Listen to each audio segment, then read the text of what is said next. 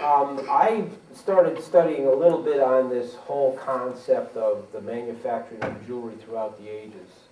And I've come to the conclusion it's probably a 4-hour full semester course even to touch on it because there's just so much information. But I found there is a common denominator, and that's gold. And how they got gold and what they did with it is probably the bottom line of the history of jewelry making.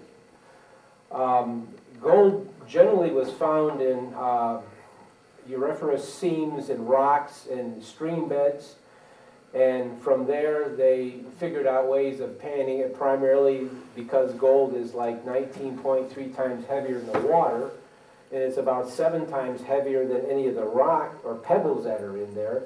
They found that if they were to take the gold and the rock and put it in a fleece, which is, you know, the skin of or the fur of a lamb or a sheep, that the gold itself would actually settle down into the nap of the fur, and it would be captured by the lanolin, by the grease, whatever, you know, is in the fur, and from there they could take it out and melt it, you know, in the little tiny pieces that they would find it. But then later on, they would take the same gravel and they would grind it down in mortars, sometimes made of stone. This is one that I found in my creek bed, and I believe it might have been Native American because it's got grinding, it's got chipping on it that fits your hand perfectly, and probably a stone someplace that had a rounded out surface that was worn by the water. They would grind this stuff down into a powder. And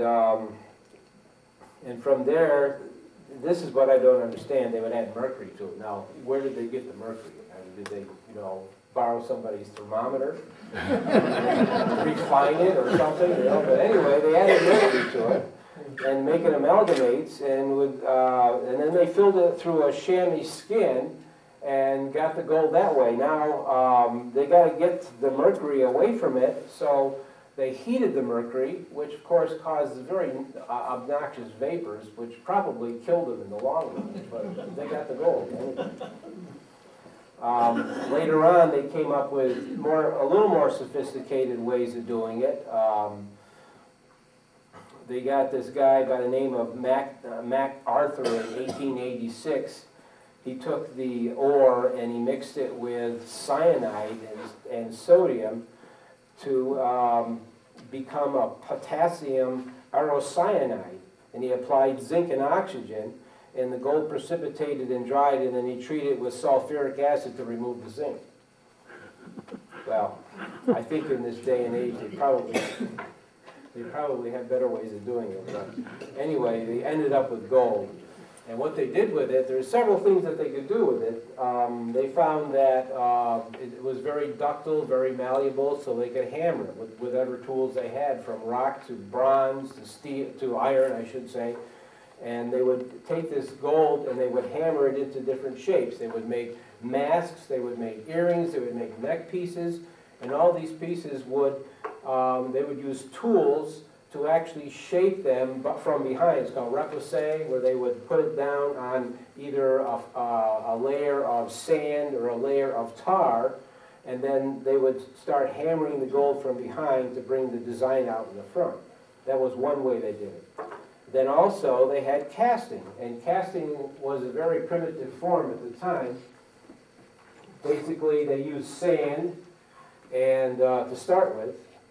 What I've done here is I've got, and you can see these things later. I could pass them around, but I think you can just come up and take a look at them later. They would take a form. I happened to carve this years ago out of some plaster of Paris, and pushing the form into this is a kind of a sandy clay. It's not a sand or a clay, but it's a mixture of stuff, modern age actually. And you could press this down inside there to make a form. So anything you had, or you could hand form the mold to make whatever design you wanted. And then from there, you had to heat up the gold, of course, until it was molten. And that too was a problem because, you know, gold probably doesn't melt. It melts pure gold, which is near what they use. There's no such thing as pure gold found in nature. It's at least 10% of some other additive, usually silver. And sometimes it's as bad as 50% of other materials other than gold. So they would take this gold and they would heat it up, and no doubt they would have to increase the heat of the burn with what they generally used was a goat bladder billows that they would use to blow on the fire, and that would heat it up to the point where it would start to melt. Now, I have a much easier way of doing that. We have, you know, a propane torch, you know, and a flask and ventilation and everything like that. So you had to understand that it was a lot of trial and error, probably a lot more error than anything else. So what I did is I decided I would try this bronze thing, you know, and I made this mold, and this is just a piece of fire material. I'm not exactly sure what it was, but it's a refractory material. And I cut it open so that I could get the piece back out again. And then I bought some silicon bronze, you know. Didn't have to refine it like they did, you know, but I got some silicon bronze, and I heated it up. And the first time I poured it down into the mold, it came out like this, which is kind of almost there, but it's not quite what I was after. So I heated it up again, and you can do this time after time. And the second time, it came out like this, and of course with this around, this part around the top like that, then I just take this out after it cools and bring it out, and that's the a kind of a face mask sort of medallion design. Then they got into lost wax casting, and it was very interesting how they did it. They would take and this is something I saw in a movie on the Discovery Channel or one of those channels, and they were showing a kind of an Aboriginal tribe in Africa that was using the lost wax casting process, and they had been doing it for about 3,000 years. And they take a branch about the size, they were making a bracelet, so they take a branch about the size and shape of the wrist that they wanted, or that they wanted the bracelet to fit. And then, of course, they took the beeswax, is what they were using for their wax model, and they would take the beeswax and they would wrap it around there in the shape that they wanted, using tools or even pinching with their fingers. They would put designs in the wax. And then they would take pure clay that they had, you know, dug out of the earth. They probably would have found a lot of it around here, because every time I go to dig for something, I run into this clay, you know. I'm thinking I should have been a potter instead. But they take the clay and then they wrap it around the branch and around the wax. And they leave a little hole at the bottom. Then the next thing they do is they take some more clay and they make a big funnel that comes down to where the wax is inside the clay around the branch. And then inside of that they put the bronze that they have smelted, you know, and then they put another cover on top of the whole thing, whip up a big, big fire, stick the branch in the fire, and I don't know how they know when it's ready, because it not only has to be molten, it not only has to be melted, but it has to be in a molten form where it wants to flow. But they would, you know, there's drums going, there's chants going, you know, and they're really into it. And he picks the thing up and he shakes it, and he turns it back and forth, and then he pulls it out of the fire, and it's done. The bronze had actually gone into a molten state, had gone down through the sprue opening into the wax model and filled the whole thing out, and all he had to do was wait, cool it off, break the whole thing open, and there's his bracelet. Now, the Incas were able to do this, and there was a number of civilizations. The Egyptians were doing this, and they had huge pieces of gold that they made in this manner, you know. Not necessarily with the fire like that, but they had other ways of getting larger fires and more heat for larger volumes of gold. But they worked gold, and it was pretty amazing. So the thing is that gold has been used all the way through civilization, and when I first started working in jewelry 34 years ago, Basically, the manufacturers that we could get gold from or silver from had very little to offer. They had basically pure gold or pure silver and sterling silver. And when it came to gold, they had pure gold, 99.9% pure. They had 18 karat yellow, rose, or green and white, and 14 of the same, and 10 of the same. And that was basically the expanse of the gold that they were selling at the time. Now, 34 years later, when I go to buy gold, it's a whole different. First of all, sterling silver, which I started working in primarily because it was inexpensive, and I could learn everything I needed to learn on, well, actually I didn't start with sterling silver, I started with copper, and basically taking copper pipe that I bought at a scrapper and cutting it open, laying it out flat, and that would give me sheet to start with that I could cut out, solder, and work. And then later on I moved on to sterling silver, but the problem with sterling was that if you had large pieces that you were soldering, like making a big bracelet or a neck piece or something like that, after soldering it several times to get all the design on it, the next problem was cleaning it. It had this stuff called fire scale, and the fire scale is harder than the silver. Actually, what happens is the copper precipitates out of the silver, and it forms it mixes with oxygen and forms a scale on top of the silver. And when you go to polish it, you can polish and polish and polish, and the edges all around will get really bright, but inside the flat areas it stays this dull, and it'll wear your files out, it wears your sandpaper out, and there's not much you can do except spend an awful lot of time to get rid of that fire scale. So somebody finally figured out we don't need the fire scale, so they came up with a new kind of silver, which is argentium. And argentium has components in it that won't allow the silver to fire scale.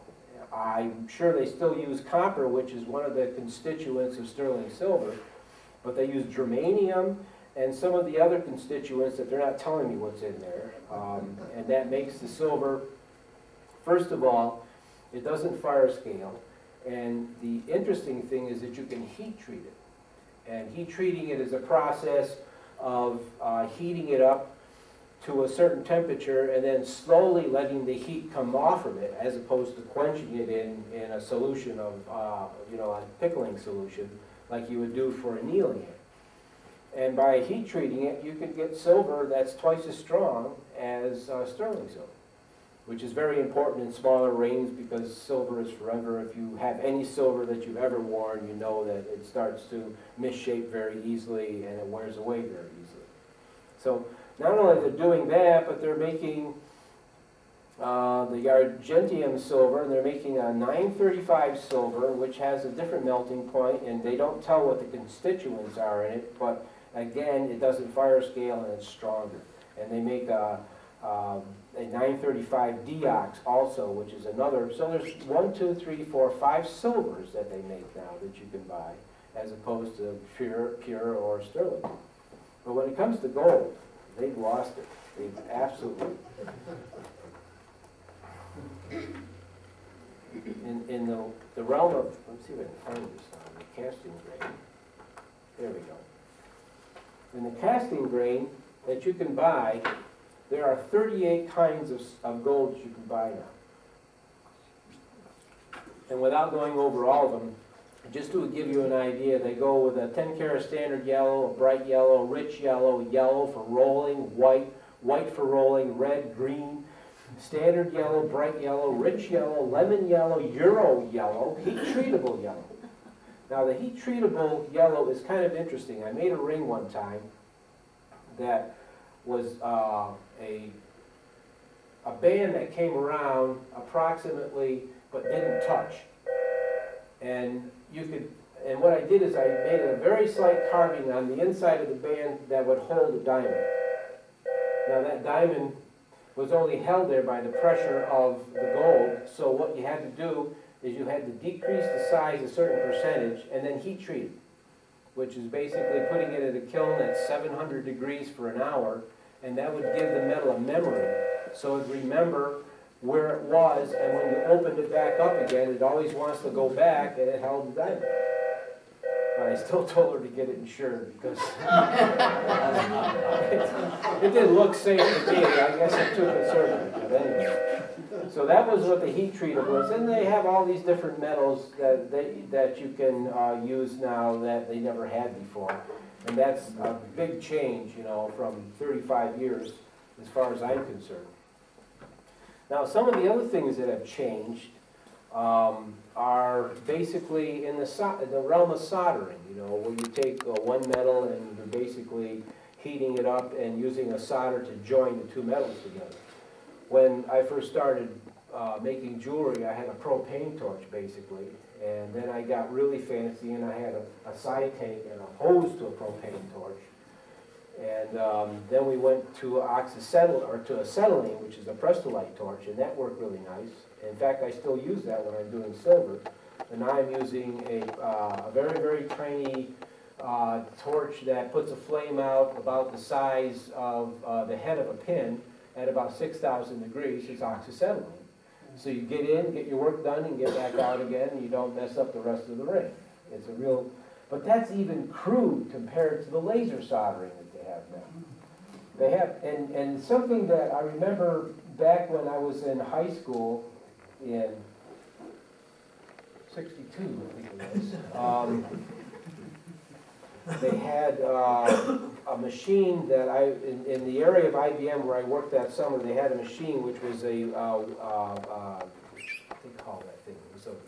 It was a welder of some sort, but it had nuclear signs on it, and it had a special guy that operated this thing, and it had all kinds of cooling apparatus and so on. Electron beam. But it was, pardon me? Electron beam. Electron beam, right, yeah. And, but now they have what is called a laser welder, which is similar. It's just a laser intense light that's very easy to focus on a very tiny spot. And in tenths of a second, you can weld without getting the heat back around to the rest of the piece of jewelry. So if you want to put a prong next to a diamond, or if you want to size a ring that has an opal in it that's heat sensitive, you can do this almost instantly. The downside is the stupid thing costs about $25,000, and I don't know how much. It's pretty big too, you know, so maybe you'd have to add a room on or something too.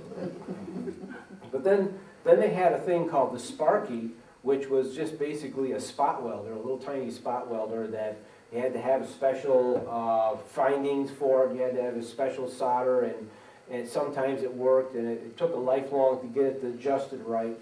But then they came later on with a spot welder that they sell today that's gas shielded, and it probably works almost as well as the laser welder, only it's about $3,000 or $4,000 for it as opposed to $25,000.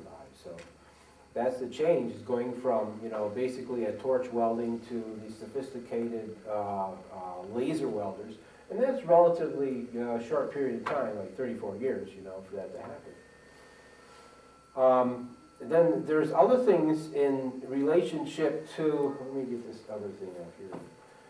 In relationship to stones, for instance, diamonds, for instance. Diamonds, you know, 34 years ago, you got what the diamond was. If a diamond was a DVS2, that's what it was, and it was never going to be different. But these guys in Israel, they didn't like that idea, so they started working on a process. They also had a laser too, and they worked on a process called the Yehudi process, and this is only maybe 10 years ago that they started this. And they found a way. If you got a diamond, you know, that has got a big carbon spot in it, or it's got a feather, it's got some other inclusion that would take its grade down from, like, for instance, a VVS1, which, well, I should back up a little bit. The grading system of diamonds starts with the very best diamond is flawless. Then the next one would be internally flawless. A flawless diamond is a perfect cut and a perfect stone. No matter what kind of magnification you use, you don't see anything in it. No matter how many layers you look through it, you don't find anything. And internally flawless is the same, but there may be some proportions of the cut that aren't perfect. so they call it internally flawless. And then they go to VVS1, which means that a jeweler who is experienced and is searching this stone for 10 minutes or so under 10 power may find a flaw in it. A little bubble, a little feather, a little carbon spot, something in the stone. And then they go from VVS1 to VVS2, to VS1, VS2, SI, which is slightly included, 1 and 2. And all of these little things in the diamonds get bigger as you have the different grades, until you get to I1 through 13. And by the time you get to about I4, you have a piece of ice because it has so many inclusions in it. It looks white rather than like a diamond. So these guys decided, well, look, if we take this laser and we start boring down into the diamond till we get to that carbon spot, we bore that out a little bit, then we fill what we've done with a liquid, it's basically a liquid glass that has a similar refraction index as diamond. Now, that was the clue that they had discovered how to do that, and I still don't see how they're, pouring gold down this little hole. I mean, pouring, liquid glass down this little hole, but everything is done, under a vacuum, under certain conditions.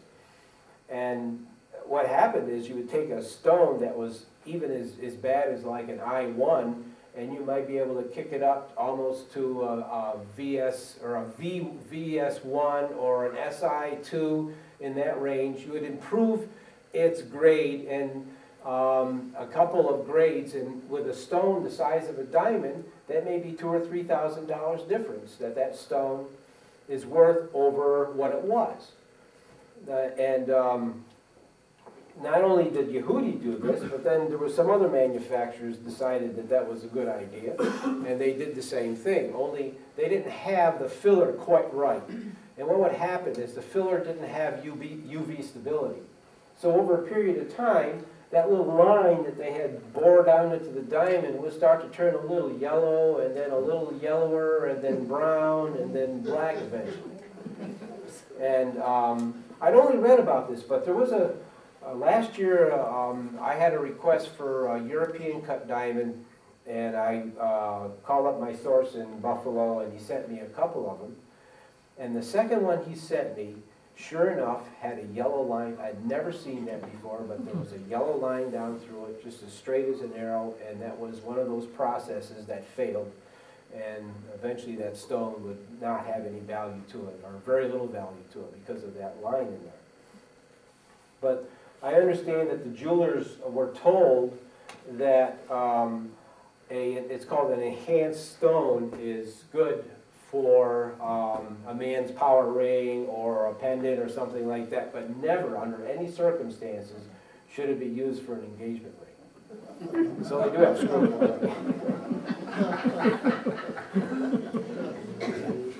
And then 5 years ago, or 4 years ago, I was reading in a Modern Jeweler magazine about a new process called FID, which is focus ion beam. And they're taking another beam and they're blasting down into a diamond, and it is so much smaller that, in a lot of the diamonds you buy today, you'll have a registration on the girdle that's been cut in there with a laser, a number. And that number represents its registration number, as well as, maybe where it was mined, who cut it, that sort of thing. Well, this new focused ion beam is such a small hole that they put in there, and of course they also have a filler, and they can take feathers out, they can really smooth out a diamond to the point where you can't see anything in it. And the other thing too is they can actually put so much information around the outside girdle of that stone, including the mine, the maker, anything they want to put on there. You can't read it with a loop. You have to read it with 75 power, and the characters are like 10 microns high or something like that. It's just an amazing. But then again, they were making diamonds too. And they were making diamonds for a number of years, and basically for industrial uses, for drill bits, for any kind of grinding and polishing and so on, they would make these diamonds. But then General Electric, a few years ago, came up with a machine about the size of a washing machine that was a sphere. On the inside it was a sphere, and they used physics and engineering to the point where they could develop almost 800,000 pounds of pressure. And inside the sphere they would have a mold the shape of a diamond. And they would actually take a piece of another diamond, like a little chip of a diamond, they would put that in the mold, and they would put carbon, pure carbon in the mold, and they would actually, using that 800,000 pounds and I think 5,000 degrees centigrade, they could actually form a diamond that was at least VS1 quality. And that had been totally unheard of, you know. And they could do that, I don't know, I think it took some time, and it took quite a bit of energy and quite a bit of time to do it, but they could create a diamond. And it was the only thing necessary to do after it was already shaped like a faceted cut stone. All they had to do was do the final polishing process to it, and they had a diamond. So that, to me, was pretty amazing that they could come up with something like that, you know. And the diamonds themselves are found from volcanic sources where there's, you know, an old volcanic situation where there's a column where the molten lava had once come up, and they're found in these columns like that, and then they're processed, of course, and cut and so on and graded. But actually only 1% of all the diamonds they find are good enough for jewelry. The rest of them, they use for everything else, you know. And of that 1%, there's a very, very low, I think it's like 2% of them would be good enough to be of a VS quality. Now, that's one reason why diamonds are expensive. There's several reasons. The other reason is because De Beers owns most of the diamond holdings, and they have an annual budget of $500 million, $500,000 to buy diamonds. Not the ones they're mining them all over the place, but to buy diamonds from other sources like Argyle in Australia, any place that, like when Russia went through its breaking up, you know, they needed to finance a lot of changes going on in the country because they didn't have all the satellite countries feeding them with funds, so they started selling diamonds, and De Beers was there to buy it. But the reason why diamonds are so valued is because of their hardness. Now, all the gemstones have a Mohs scale from 1 to 10, talc and powder, or talc being 1, they make it into powder. And turquoise is probably about anywhere from Mexican 4 to Persian turquoise, maybe as high as 5.5 on the Mohs scale. Then you get into your garnets, and which are around 6, and your tanzanites around 6.5 to 7, and then your emeralds will be up around 8, 8.5, and sapphires and rubies would be around 9, and then diamond would be 10. But if the scale was progressive, diamond wouldn't be 10, it wouldn't be 100, it would be 1,000. It's 1,000 times harder than sapphire. And that's the only substance known on Earth that's as hard as that.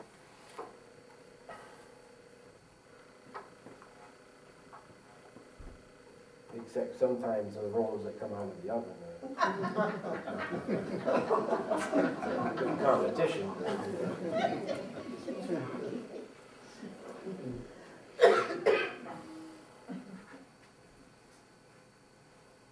There's other things too that are fascinating to me. It's if, you know, the materials that we have to work with aren't enough. They've come up with what they call a PMC, which is a precious metal clay.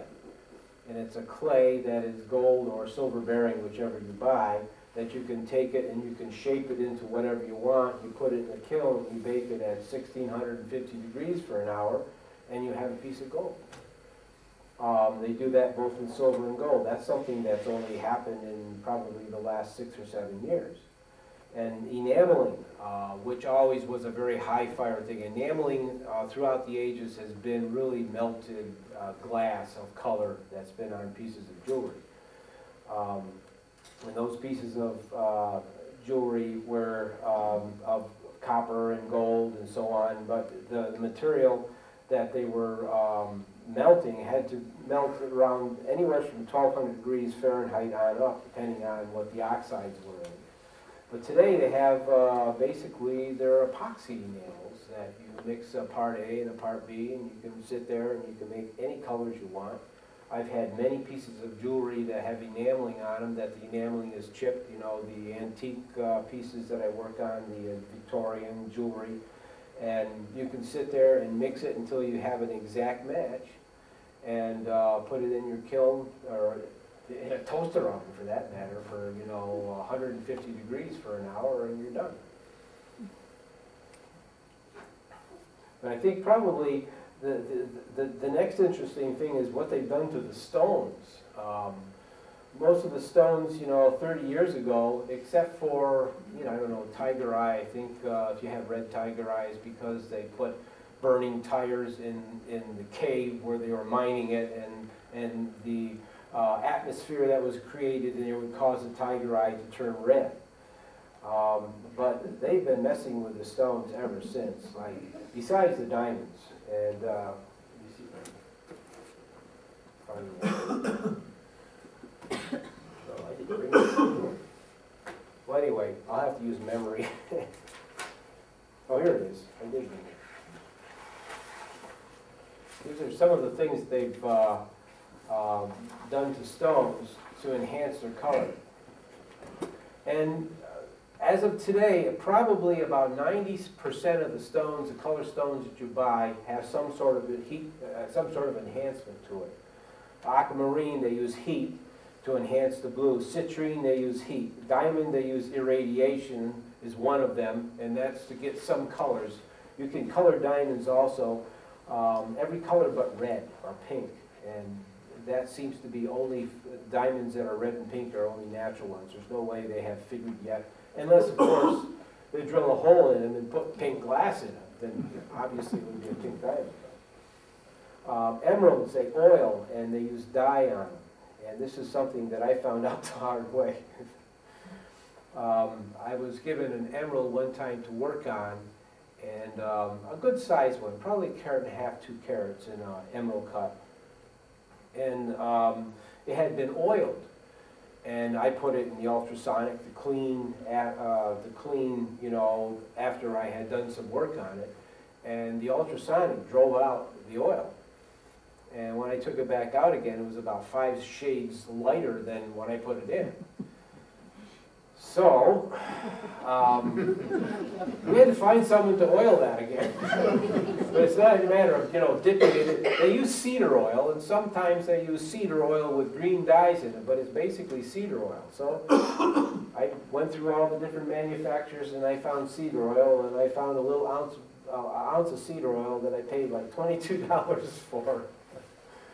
And I think if I had gone to a wood distributor, you know, I might have been able to get a little bit cheaper cedar oil, but I didn't know at the time. But it's done under pressure, so you have to have a pressure chamber in order for the oil to be driven into it. But what it does is something like the Yehudi process. It takes the little inclusions that are found in emeralds, and there's hydros, there's air bubbles, there's cracks, there's places where the mineral has grown together and has not quite bonded, and these things all show up in the emerald. So they use the oil, and the oil gets in between, and it actually has a tendency of making them look of a better color, of a richer color. Then they have a process also called opticon, which is another polymer that you can use to mend cracks in stones. Now, I've never been very successful with it. I quite often will use it on a piece of turquoise that I'm going to cut, because turquoise has a tendency of of chipping and cracking when you're cutting it. So I put the Opticon on there and it stabilizes it. But it's supposed to be something that you can spread on the raw piece of stone before you cut it, and you heat it up, and it precipitates down into the cracks, and then you add a hardener to it, and you bake that for a while, and it makes a lot of the cracks disappear. Well, that's something, you know, they didn't have 34 years ago that they're using today. But golden beryl, for instance, is irradiated. Jadeite is stained, irradiated, and they use heat. Lapis is staining. Opal, they have a sugar treatment they use on opal to enhance the color of it. It's a sugar treatment with heat, I should say, you know. Turquoise is Opticon, and sodium silicate, or water glass, they also use to solidify the stone and enhance the color. Quartz, heat and bleach and stain in the irradiation. Ruby, heat. Sapphire, this is an interesting thing. Sapphire, of course, a nice cornflower blue or a deeper blue than that is a really pretty color in sapphire. Sapphire, of course, is found in every color of the rainbow. Ruby being red sapphire of a certain color. There is also a red sapphire, but it's not the same as ruby. But they're the same hardness and the corundum is the same material. But they found that if you take the, like if you have a white sapphire, for instance, and if you want it to be a blue sapphire, you put it in this atmosphere, I think it's about 2,000 degrees Fahrenheit for like 6 months. And the color on the surface actually becomes blue in maybe half a millimeter or so, so that you can't tell that it was a white sapphire unless you cut it in half. And then you would see that the outer shell of color and the inner part is white. And you could take a white sapphire and you enhance it to a blue sapphire, and you're quadrupling the value of the stone. Tanzanite, heat also. Topaz, pink and blue is heat and irradiation, and zircon, they use heat. And all these processes are primarily to bring it up to a standard color or to an enhanced color. They also do a lot of stuff with pearls that they weren't doing. Pearls used to be, it goes back to a cartel again. Japan pretty much controls the pearl market. There's been people who tried to, you know, overcome this situation, and they've not been successful. But the pearls that years ago, you know, antique pearls, anybody has pearls that are older than 50 years old, they're much better than new pearls. Because the old pearls were kept in the oyster much longer, like as much as a year longer. And it's during that time that the nacre, or the outside shell of the pearl, grows, and it grows larger and larger as it's kept in the water longer. But in order to keep it in the water longer, every so many months, every one of the oyster beds have to be taken out, and the oysters are cleaned really good and then put back in. So it's labor-intensive work, but the result is a good pearl. But a lot of the companies have found out that you can stabilize the color of the pearl if you bleach them, or you dye them, or you play around with the color after you've drilled them. Because once you've drilled them, now you can get into the nacre and you can change the color of the nacre, and that's what they do a lot with pearls these days. There's only a few places in the world now where they can grow the black pearls, which require the purest of water, and that's basically in Tahiti and some of the South Sea Islands that grow the black pearls. Probably one of the biggest changes that have happened since I started in jewelry making is marketing. I started out doing craft shows, you know, and we had a store on Washington Avenue, and we had the store, we did the craft shows, and then when I moved to Camden, we closed the store, I was doing craft shows. And, you know, at one time, you might be able to, on a good weekend, say at Cornhill in Rochester, you might be able to see 20, 25,000 people. But now you put your stuff on a website, and you have the whole world. Of course, everybody else has their stuff on the website too, you know, so the competition is as big. that has to do as far as the changes in marketing is incredible as far as I'm concerned. But I think that pretty much covers, you know, what I had written down to talk about. Are there any questions? Oh, we got a lot. Okay. Mr. Fitzgerald. How about jade? Jade? You have any experience Oh, with jade, it? yeah. What color? Well, the Chinese have a lot of green jade, but there's other colors, I know. The apple jades, you know, are nice. I have a jade that I've been cutting that comes from Russia. It's called Charolite. And it's just a lovely variation in purples and blacks and white. But jade too, it's a difficult stone to cut, you know. It requires heat. You actually burn the finish on it. Well, they do. I wondered how they carved it, because we were down in the Smithsonian Institute Museum down there one time. And I had the famous Hope Diamond in the case there. Right across the aisle was this huge, great big glass case of carved jade, dishes and statues, and you couldn't believe all the stuff that was in there. Nobody paid attention to it. They were looking at that dumb diamond. You know, if that diamond wasn't bombarded with nearly laser intense light, it would look black. Well, in a room I thought that diamond was ugly. Yeah. Well, beauty's in the eye of the beholder, I suppose. Yes, sir. With all the manipulation of the stones, what legally do you have to tell the customer? What morally do you tell the customer? Well, you know what? I'll tell you something. I buy my stones from one source right now, the colored stones in particular, and that's Stuller out of Louisiana. And it's an amazing company to me, because they started out, you know, he started out doing craft shows, basically, you know, in a van. And now he has a business that's so large that one of my other customers that I used to buy from, one of my other suppliers, was Swest out of Atlanta and Dallas. I called them up a couple years ago to buy something, and they had been bought by Stuller.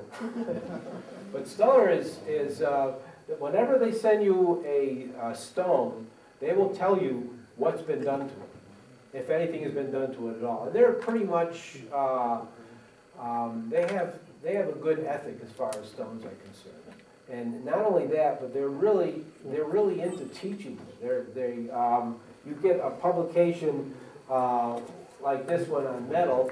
Well, half of this publication is to sell you the metals, and the other half is to teach you about it.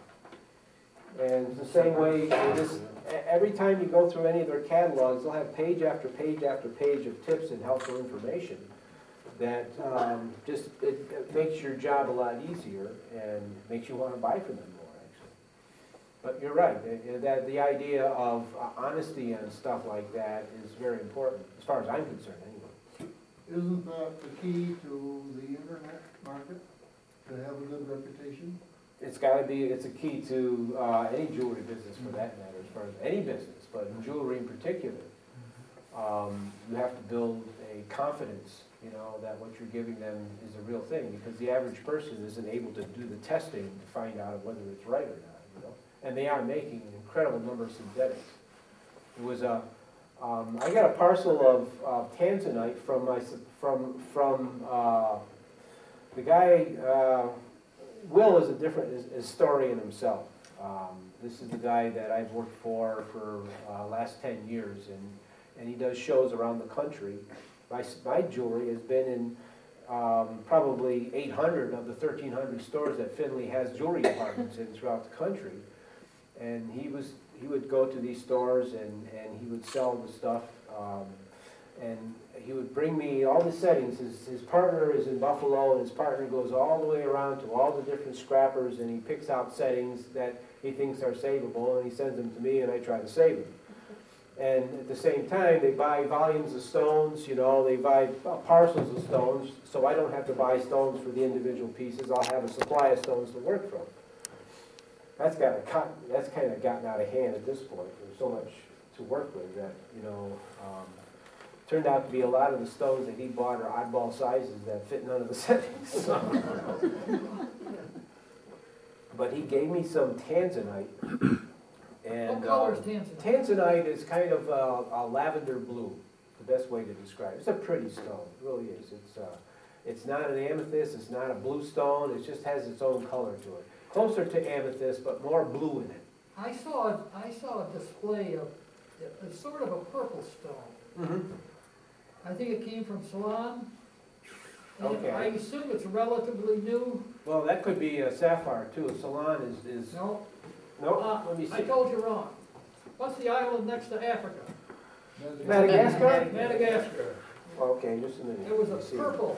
Purple. It sounded like they were trying to promote a new stone. Well, there's an, was it iolite? Yeah, okay, for Madagascar, we have amethyst, aquamarine, deburnite, emerald, garnet, iolite, morganite, ruby, sassafrite, I think, sapphire, might have been iolite, also morganite too, I believe. This was an oddball. Plus they have marketing names. It was a really strong purple, Uh-huh, and they had a great big chunk of it. yeah, yeah. Of course, they wanted you to buy the rings. Right, yeah, yeah. No, I don't know what in particular that is, and there is, you know, like the tanzanite that I had a customer who was very interested in like a 9x7 millimeter, which is about 2 carats or so. And before I was, I didn't know the source of this parcel. Before I'm gonna sell anything, I have a testing lab. And the testing lab, I can conduct 4 or 5 different tests of a stone. Refractometer, for instance. I send light through it and I get a spectrum, and I can tell from the spectrum what the material is. So I started performing the tests on this particular stone that she was interested in, and it turned out to be synthetic. In fact, so I went through the whole parcel, and I only found one in the parcel that was real, and the rest of them were synthetic. So I ended up buying her one from Stellar, you know, that I knew was, you know, a real tanzanite. But it's amazing. There's so many of the stones now they do synthetics of, and the synthetics are like for instance, Gilson created emeralds is a synthetic, but it's not a synthetic in the cheap sense. It's an expensive duplication because they have to grow it over a period of time, sometimes 6-8 months, to get this crystal to grow. But they're growing in perfect conditions, so you get a really good stone that still has some inclusions in it, because it wouldn't be an emerald if it didn't have an inclusion in it. And they make the emeralds now, they make tanzanite, they grow just about every stone that's of any value. They're not going to grow, you know, turquoise, or they're not going to grow garnet, you know, which is, although there are expensive garnets now. There's a tanzanite, which is found, savorite, Tsavorite, which is a green garnet, which is found in Africa, and it's beautiful. It's just, it's sparkly. It's like a dark green like emerald, but then it has bright line flashes coming out of it on the faceted backside of the stone. It's a gorgeous stone, but it's still it's still a garnet, so it doesn't have good wear characteristics. None of the garnets do, for that matter. There's only like 7 on the Mohs scale. So you can, I saw a garnet that I put in the guy's ring in his wedding band, and he decided to sand down his boat that summer, and he sanded down his garnet too. Rounded it almost like it was a cabochon. I couldn't believe it. Any other questions? Diamonds in Canada. I saw a TV show about their mining way up northern part of Canada. You know, it wouldn't surprise me. You know? Huge diamond mine. Mm-hmm. How deep are they going? I can't remember numbers, but they had a huge hole in the ground with huge trucks. Oh yeah, those Christ. the mega machines. You know, you Yeah, can see, oh, yeah, it was a mega thing. Yeah, yeah. I think they found them on the surface to begin with, in volcanic pipe, and Right. Yeah. Yeah. Oh, Exactly. surface. Yeah. started digging. Diamonds are really, they're found, actually, they say they found diamonds in the Adirondacks. So you know, when I was reading one time about that. So they're found, you know, more than in Africa. They're found probably any place there's been volcanic activity on this earth, you know, within a certain epoch, within a certain age, you know, then they have time to form. What is zirconium? Is that a? Oh, zirconium, that's another thing that happened in the 35 years. There's two synthetics that have happened. One, cubic zirconia. There was this isn't a joke, there was a Russian, an American, and I believe a German scientist who were working with zirconia powder. And they were heating it up in a skull crucible. A skull crucible is a water-cooled, jacketed crucible that's first heated to a certain degree with radio waves. You know, like if you go to a radio station, they broadcast and there's these big tubes that actually send out the signal. Well, they put out heat, and they would heat this thing up, and they would heat the powder up, and at a certain temperature, around 5,000 degrees or so Fahrenheit, it would turn into a crystal. And they say, wow, look at that, it's beautiful, you know, and it had all this good refraction and dispersion and so on. They cooled it off and went back to powder. So they kept, you know, they kept trying different things. They would heat it faster, they would heat it slower, they would cool it slower, and all the time it went back to powder. And then by accident, they actually there was another element that somehow got into the skull crucible, which contaminated the zirconia, and that's what stabilized it. So then originally it was called stabilized cubic zirconia. And once it was stabilized and it cooled off, they had a crystal that they could cut and they could polish, and they found that it had the refraction and dispersion index of diamond. And of course, you know what it looks like, and you know what they marketed. Is that what QVC calls diamond ink? Diamond ink, yeah, that's a marketing name for it. Now, about 4 years ago, this scientist, Collard and Bowers, I think they are, they came up with a stone called moussanite. And moussanite was synthesized from, actually what they had found, this particular moussanite was first found in a meteor. So it's kind of otherworldly, but they figured out what was in it, and they figured out how to make the same thing.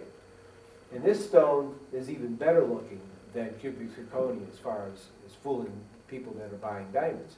In fact, if you have a diamond tester like I have, which measures the thermal conductivity of the stone, if you test a moussanite with that diamond tester, it'll test diamond. So now you've got to go out and spend another couple $100 on a moussanite tester. Or you could take your lighter and heat it up a little bit, and you start to get a little green tint to it. It's moussanite. So that's an amazing stone that they come out, and it's not cheap. You know, it's like $700 a carat, as opposed to cubic zirconia, which is what, 15 or 10, and this diamond ink is 5.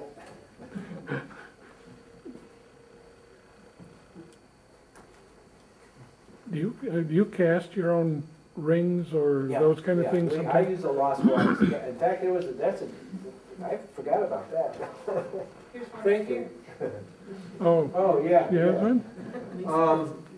Just a quick explanation of what I do as far as casting is concerned, lost wax casting.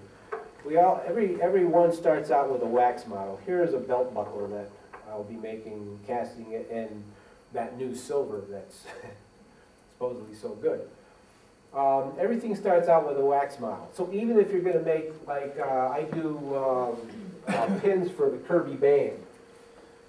Every year they call me up and order a couple more, so eventually everybody in the band has one of these Kirby band pins, which is their logos. Here's a wax model.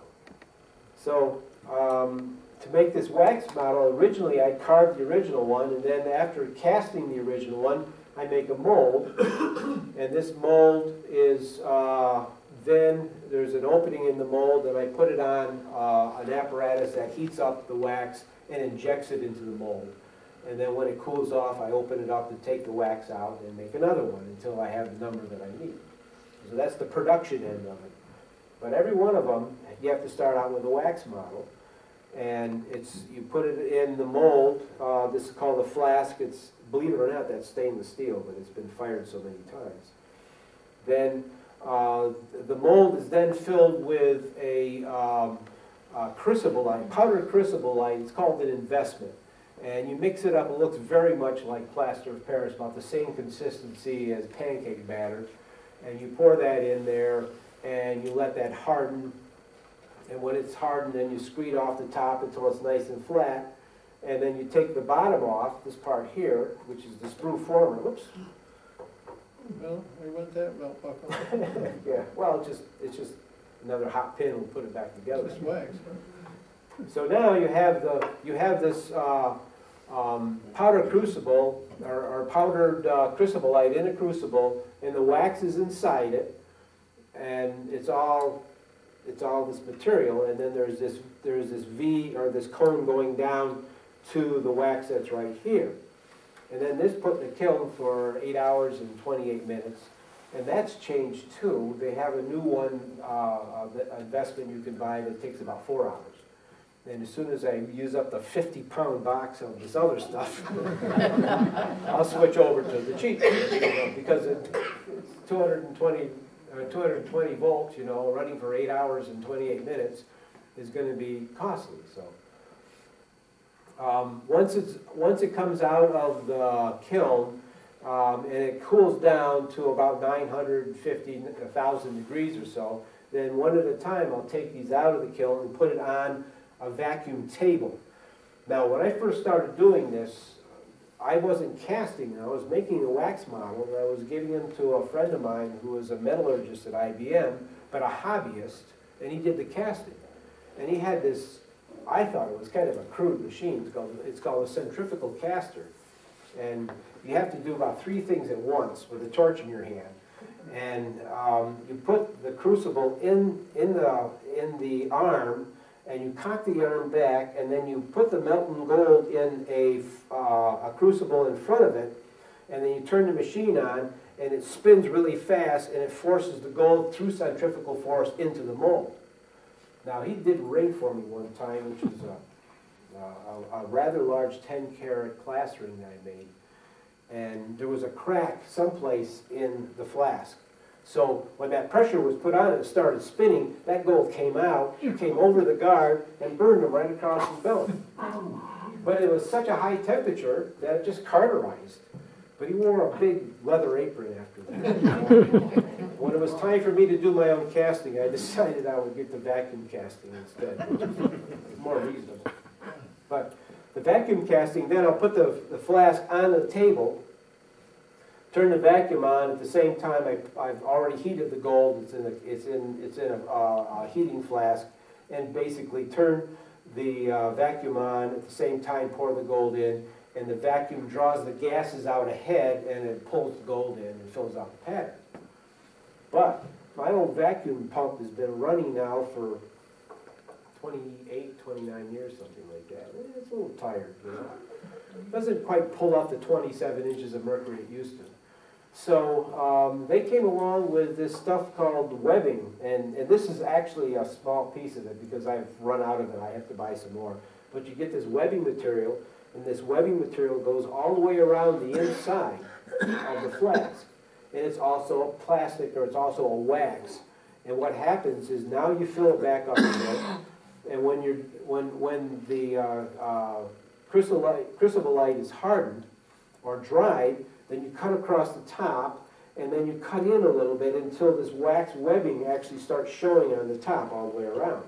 Now when you burn it out, what happens is all these channels along the outside edge are opened up because that wax melts out, and it leaves all these little channels of holes. And what happens when then you put it on the table, it creates 10 times the vacuum inside the mold. So you can draw, you could take a bug, basically, and dip them in wax just to thicken up, the antenna and the arms a little bit, and it'll cast that bug because it has such an incredible amount of vacuum inside. they also have a perforated flask, which is the same thing, only they put holes all the way around in the flask, and you have to have a special flask, and it's got to set in a special well, and it's a lot more complicated than just using this venting material. But that's how the casting is done. So each one is one of a kind, and in order to get the ring out, when you're done, you got to take it and toss it in some water, and it steams and gurgles and, you know, makes all kinds of noise. And then you take a little hammer and hit on the sprue, which is the sprue. Lost my sprue. Anyway, the sprue is the part that comes off from the ring, and then there's a button on top of that. It's the sprue button. You just tap on that, and it breaks loose and comes out, but you've lost your mold. You've lost your wax, and you lost your mold, and if the piece turns out, you have a piece of jewelry, but if it doesn't, then you start all over again, which has happened. How did the big boys mass produce the ring? Oh, okay, that's a whole different story. And you're doing it one at a time. One They at a must have time. machine They may out do there. 10,000 at a time, but they have big flasks, okay? And they have a big column coming up through it. And off from the column are branches. And off from at the branches are clusters of ring. So after that comes out of the kiln, they put it on a vacuum table that spins, and they take a, you know, like a big crucible, you know, heating crucible, and they pour it in. At the same time they apply vacuum, they spin the whole thing. So they're using centrifugal and vacuum, and as it fills out, or as it pours in there, then the gold goes out all of these channels to the clusters of ring, and they do it that way. But the changes, you know, in the time that I started have been to go to this perforated, or not the perforated, but the vented flask, and that's made, rarely do you get a failure. Unless you cast the wrong time. Now, there was one time I had a real major failure, and it was a strange situation. The guy was a professor of archaeology at Cornell, and it was his first wife, I believe. His first wife had given him for a wedding present a reproduction of the death ring of the King of England of the 9th century. Nice. And this had 8 panels all the way around with runes. What happened is he took it to a business in Ithaca to have it sized, because he was a big guy, you know. I think the ring I made for him was like a size 14. And this ring was like a size 10 or something like that. So he took it to Gold and Silver Galleries in Ithaca, and Mark Rivers was managing at the time. Instead of doing it himself, he gives it to one of his apprentices to do, and in the process they burn up one of the panels. I mean, just melt it. So calls me up and says, you know, you might have to make me a new panel for this ring, and he explains it and everything, and I said, sure. 6 months later, he calls me back and says, we lost the ring.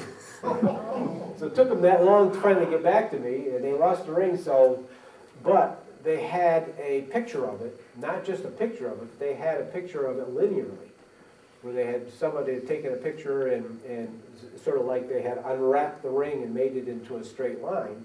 So all I had to do was to make the wax model to begin with, and then I figured out the distance around the circumference, and I went to a percentaging Xerox machine, and I took that picture and I started presenting it to the size I needed so that I could just wrap it around and then transfer the design and carve it out. He came down, took a look at it, put it on his hand, and looked, yeah, that's good. Cast it in rose gold, 14 karat rose gold. I think it was about an ounce that I needed. So I didn't have anything else going at the time. So they had one flask in the kiln, and when it came time to cast it, took it out, put it on the table, turned on the vacuum pump, and started pouring. It wasn't making the right noise. There was too much hissing going on. And I poured it anyway. And it sucked it down in. Not only did it suck it into the flask, but it sucked about 2 grams into my machine, into my vacuum pump. And there's a plastic hose that goes from the vacuum pump, or from the table down to the vacuum pump, and the thing melted behind it as it went, you know? So I never had anything so drastic happen, and just casually looked at the calendar, and it was Friday the 13th. With a full moon.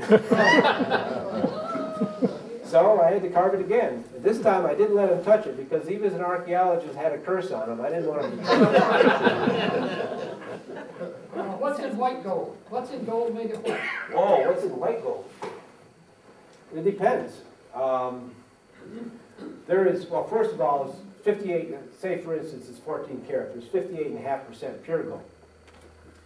And then there's a certain amount of nickel for certain kinds of white gold. There's a nickel white, and then sometimes they use palladium, which is one of the 6 members of the platinum family. You don't have to have a metal of a similar melting. No. Okay, rose gold is alloyed with copper. You know, copper melts at 2,000 degrees, and pure gold melts at 1845. So they make there's a formula in one of my books for purple gold, 18 karat purple gold. And I thought it'd be cool to try this.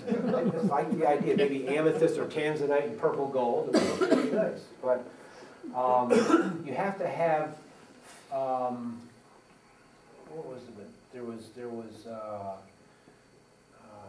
aluminum, 23.5% aluminum in this alloy, and thorium, a percent and a half of thorium, which is radioactive, and 0.5% of tin would make purple gold. So I could never get my hands on any thorium. And from what I've read, that thorium mixed with aluminum neutralizes its radioactivity. But I still felt I would have to have a Geiger counter if I was going to be working on that stuff.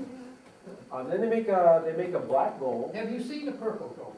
No, I haven't. I've never known anybody that's tried it. You know, it was just in a casting. It was a formula in the casting book. You know, like a recipe.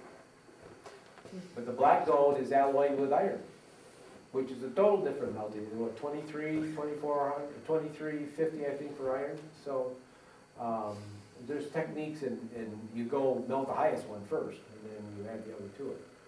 But all these different alloys that I was telling you about, you know, in the 10, 14, and 18, they tell you basically what's in it, but every one of those refineries has their secret formula, you know, and which makes it difficult when you're trying to match gold with gold that you already have. Somebody brings you a piece of gold and they want it the same color. Well, it kind of looks rose, but it kind of looks yellow, you know, and it just, every one of these manufacturers, and Stellar will look at it, you know, all the number of what 14 karat yellows, there was 7 of them. And they're all slightly different colors. So basically, and for the longest time, I'm glad I did this because I learned something. But for the longest time, I thought that 18 karat white gold was whiter than 14 karat. And my experience of working with Victorian jewelry and I would get a lot of these 18 karat filigree settings that were really bright white, you know, not a yellow white, but a bright white. But they were very brittle, first of all, and quite often I had to size them up or down. You had to be very careful. You had to anneal them, take the stress out of them anytime because they did not have the ductility or the malleability of a 14 karat white. But I found out that according to the list I have in here, there's a list of absolute white. I'd never heard of this before. But I was curious about the different colors that I would be working with from time to time. If I can find it. I know it's in here because I've been looking at it. How low of the percentage of gold can you get before it is no longer gold? Well, basically, 6 karat is the lowest I've seen. 9 karat is typical of Victorian jewelry, actually. In European, it's marked 333. So that's not much gold there. 41, well, that's actually 10 karat is 41.7, so it'll be maybe 36, 37%, something like that. I gotta find that now. So guys, what, 300 or 400 years ago, they had the ability to manipulate them. You know, they really didn't do that much alloying. It's modern man who's done the alloying. The only time they would do alloying at all is to make a solder so they could put things together. You know, you take pure gold. In fact, when I made those medallions, there was when I had the store on Washington Avenue, there was a guy who came in, Mac McGregor, his name was. He came in one day with almost seemed like about that size piece of gold, pure gold. It was like a melt from a crucible of pure gold, 4.5 ounces, which today would be worth about $2,500. Yeah.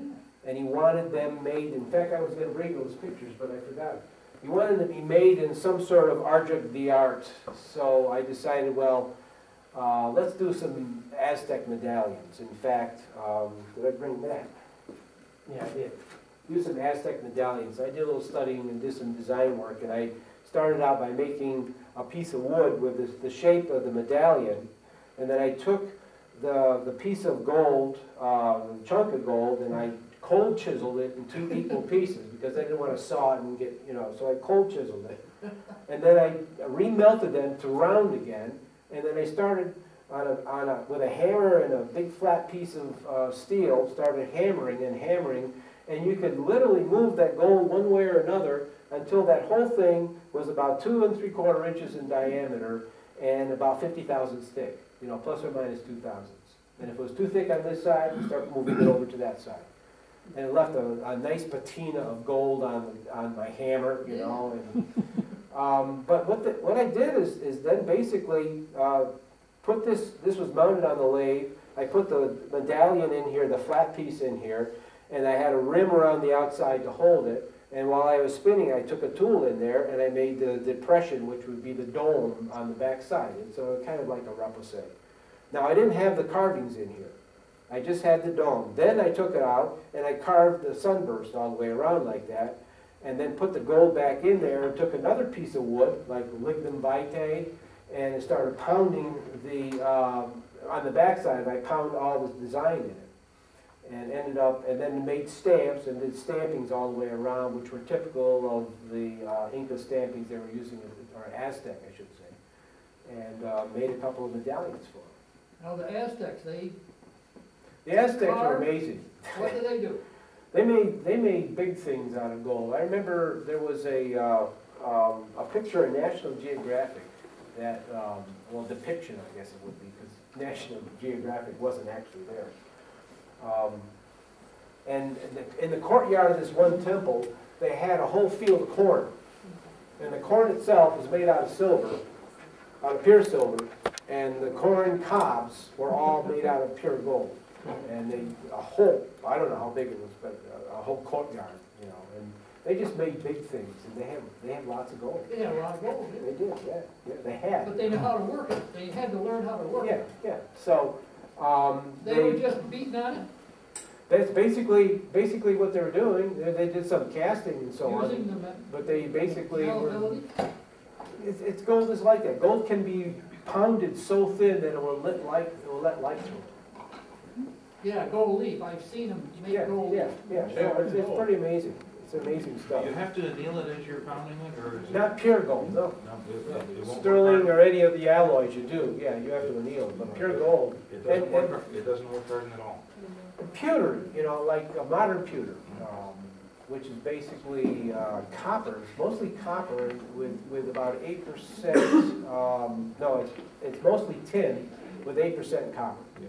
Now, if you take pure tin, and there was a restaurant, station restaurant in Ithaca, had tin plates, and it would ring like porcelain. It was hard as a rock, But if you just take a little bit of copper and add it to it, you end up with pewter, which is malleable and ductile, and you can hammer that all day long. You don't have to anneal it. But pure gold, or pure silver, any pure metal is the same way. Pure platinum is the same way. Platinum I've been messing with too, but like the price. You close